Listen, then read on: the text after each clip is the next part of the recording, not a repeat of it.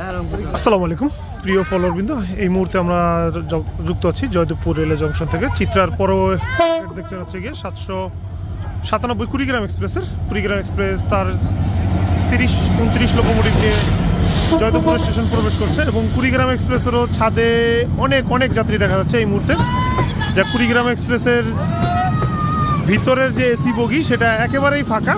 ভিতরের এসি বগিতে যদিও ফাঁকা থাকারই কথা, কারণ ভিতরের এসি বগিতে আসনবিহীন কোনো টিকিট দেওয়া হয় না এবং কোনো যাত্রীকে অ্যালাউ করা হয় না। নন এসি ক্ষেত্রে কিছুটা আসনবিহীন টিকিট দেওয়া হয়, সেটা তার যে মূল আসন আছে মূল আসনের 25%।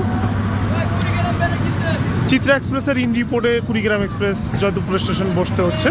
এটা কুড়িগ্রাম এক্সপ্রেসের জন্য খুবই একটা দুর্ভাগ্যের বিষয়। রাইট টাইম হওয়ার পরেও কুড়িগ্রাম এক্সপ্রেস জয়দেবপুর স্টেশনে বসতে হচ্ছে, কারণ চিত্রা এক্সপ্রেস তার যে পদ্মা এক্সপ্রেস ছিল, পদ্মা এক্সপ্রেসের প্রবেশের জন্য জয়দেবপুর স্টেশন বেশ কিছু সময় বসতে হয়েছে। কুড়িগ্রাম এক্সপ্রেসেও ওরকম একটা ভিড় দেখা যাচ্ছে না। আজকে মোটামুটি সবগুলো ট্রেনই দেখা যাচ্ছে যে সাধারণ যে যাত্রী সেরকমই থাকে।